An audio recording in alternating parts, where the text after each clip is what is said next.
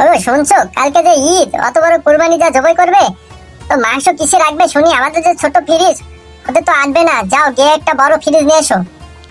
কি বলছো মা? ফ্রিজে গরুর মাংস রাখবে কেন? গরু তো কুরবানি দেওয়ার জন্য কিনে এনেছে, কুরবানি দিয়ে মানুষের কাছে ভাগাভাগি করে দেবো না? শুনেছো বোকা ছেলের কথা? অত বড় গরু কি কিনেছি, কুরবানি দিয়ে মানুষের সব মাংস ভাগাভাগি করে দেবো নাকি? দেবো কিছু মানুষকে, আর আমরা সারা বছর খাওয়ার জন্য রাখতে হবে না?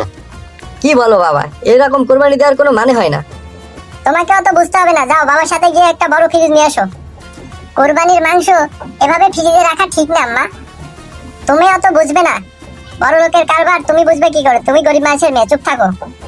চল খোকা, যাই গিয়ে একটা বড় ফ্রিজ নিয়ে আসি। চলো যাই। এই কোথায় নিয়ে আসলি রে খোকা? এখানে তো অল্প কয়েকটা ফ্রিজ, তাও তো সব ছোট ছোট। না বাবা, এদের অনেক বড় বড় ফ্রিজ আছে, তুমি টেনশন করো না। কই লোকজন তো দেখছি না। একটু দাঁড়াও, আসবে। কি চাচা, ফ্রিজ লাগবে নাকি? আরে হ্যাঁ বাবু, কালকে কোরবানি দেবো না, তাই একটা বড় একটা ফ্রিজ দাও। কি বলেন চাচা, কোরবানি দিবেন তো বড় ফ্রিজ কি করবেন? কোরবানি দিলে তো সব মাংস মানুষকে বিলিয়ে দিতে হয়। অনেক বড় একটা গরু কিনেছি, সব মাংস যদি মানুষকে দিয়ে দিই আমরা সারা বছর কি খাবো? তোমাকে অত বুঝতে হবে না, তুমি একটা বড় ফ্রিজ দেখাও। এই যে এটা দেখেন চাচা, এটা হবে? আরে না বাবু, এতে হবে না, এটা তো বাচ্চা ফ্রিজ, বড় ফ্রিজ দেখাও। ঠিক আছে, আসুন আমার সাথে। চাচা এটা দেখুন, এটা অনেক বড় আছে। কি যে দেখাচ্ছ না বাবা তুমি, এতে হবে না। আমার যত বড় গরু, এতে তো এক ঠ্যাঙ্গি আটবে না। চাচা কোরবানি দিচ্ছেন কি আপনারা মাংস খাওয়ার জন্য সারা বছর, নাকি গরিব দুঃখীকেও কিছু দেবেন?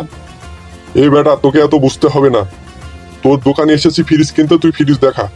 আমার কুরবানির মাংস আমি মানুষকে দেই কি না দিই সেটা আমার ব্যাপার। আরে ভাই, আপনার বাবাকে একটু বোঝান বোঝান, কোরবানির মাংস সারা বছর রেখে খেতে হয় না, তাই কোরবানি দেওয়ার কোনো মানেই হয় না।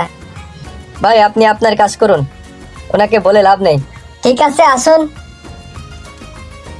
এই যে দেখেন চাচা, এখানে অনেক বড় বড় ফ্রিজ আছে, আমি আর দেখাচ্ছি না, আপনাদের যেটা পছন্দ হয় সেটা দেখে পছন্দ করে আপনি সামনে আসেন, ম্যানেজার সাহেবের কাছে পেমেন্ট করে নিয়ে যান।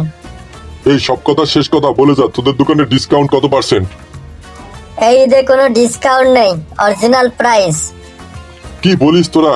অত দাম দিয়ে গরু কিনেছি, গরুতে 50% ডিসকাউন্ট নিয়ে এসেছি, আর তোরা এই সামান্য ফ্রিজে ডিসকাউন্ট দিবি না? একটা কথা হলো। চাচা এখন কোনো ডিসকাউন্ট নেই, যদি আপনার প্রয়োজন হয় তো নেন, না হলে যান। এই আমাকে দেখে কি তোর মনে হয় আমি খুব ভিখারি? আমি একটা বড় গরু কুরবানি দিচ্ছি আর ফ্রিজ নিতে পারবো না? যা, তুই তোর ম্যানেজারকে ডেকে নিয়ে আয়। ম্যানেজারকে ডাকতে হবে না, আপনার কোনটা পছন্দ ওইটা নাম্বারটা নিয়ে সামনে চলে আসুন। ওগো, তোমরা ফ্রিজ নিয়ে এসেছো? হ্যাঁ হ্যাঁ গিন্নি, সবচাইতে বড় ফ্রিজটা নিয়ে এসেছি। কিন্তু বাবা, এদিকে তো সর্বনাশ হয়ে গেছে। কি হয়েছে, কি হয়েছে?